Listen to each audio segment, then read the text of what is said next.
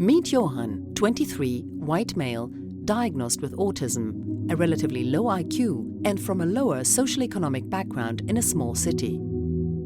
Johann has shown aggressive behavior from a young age. After several arrests for different crimes, he was put into an institution and is receiving treatment for drug addiction.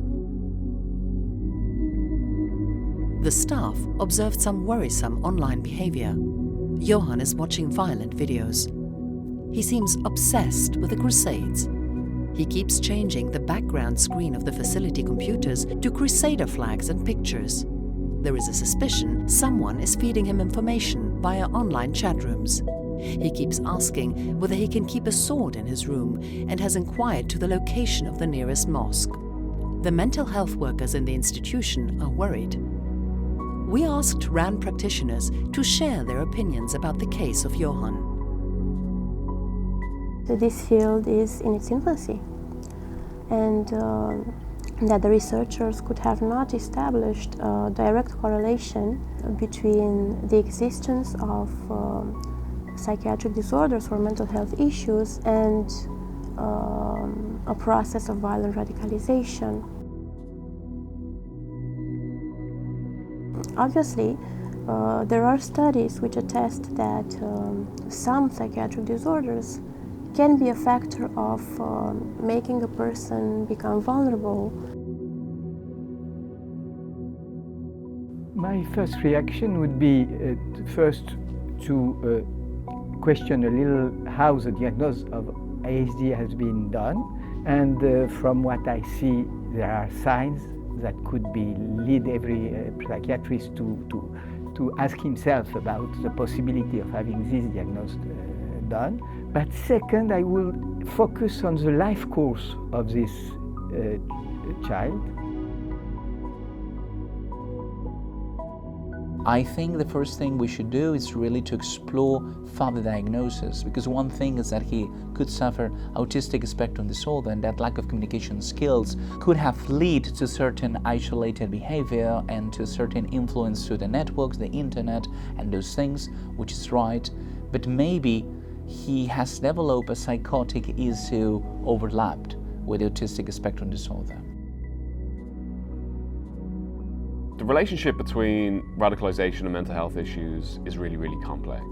In some cases, the mental health problems are a cause of a cause of a cause. So they might lead to interpersonal problems, which might lead to social isolation, which might lead to an engagement in an online space and an exposure to an extremist idea. In other cases, it might act as a debilitating factor in terms of getting towards violence. So it might have helped with their radicalization, but because they're so disorganized and incapable of getting all the materials together, it prohibits the movement towards violence. In some other cases, it's present, but it's not really playing a role. And in some other cases, mental health problems are a byproduct of terrorist engagements. So really, there's no kind of one link between mental health problems and radicalization. There's multiple links, and it really differs from case to case. I would obviously be with him to understand what happens to him, why he's here, why he's having trouble and having the need of being in an institution, because I understood he's in an institution. And this type of thing will allow, most of the time to have information, because it's very rare that you don't find some field of common interest if you try hard to find it. He may be very, very solitary, very isolated. It's often about understanding why previously they've been violent, what were the precipitators, was there alcohol and drugs involved in those decisions? Now he's on a treatment plan, is that likely to be different in the future? If drugs was a very large part of that movement to aggression and drugs are no longer there, is aggression going to be less likely moving forward? So again, trying to get a sort of a broader understanding of these other incidences in his life.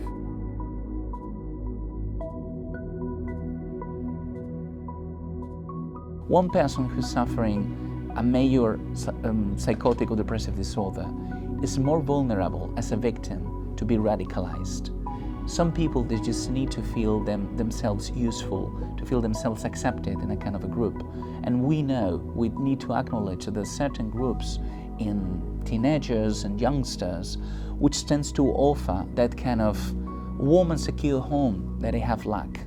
On the other hand, on the other side, it is true that when someone is suffering an acute positive symptom such as a delusion, that they feel persecuted, being chased, they feel isolated, they feel that they're having a menace from someone probably living in the neighborhood, they are much more open to receive those trash ideas of hate, race, fanatic religion, and sometimes it is just an outcome. If we focus too much on his radicalization traits, we will have the risk of increasing his isolation and therefore his need to find this feeding, relational feeding he gets in radicalization from whoever is talking to him. Even if he doesn't talk specifically to him, he will be isolated with this feeding from things that are obviously interesting for him because they are violent. The case study of Johann shows there are no simple causes or easy fixes regarding mental health and violent extremism. Diagnosis, psychosocial impairment, trauma, and radicalization and violence can be linked, but only when numerous other individual social, political, and operational factors are involved. In the case of Johann, as in other similar cases, preventive and anticipatory treatment should involve the close study of the individual's life course, using all available information gathered through family member interviews, cross-agency files, and judicial records in order to identify how radicalization fulfilled their needs.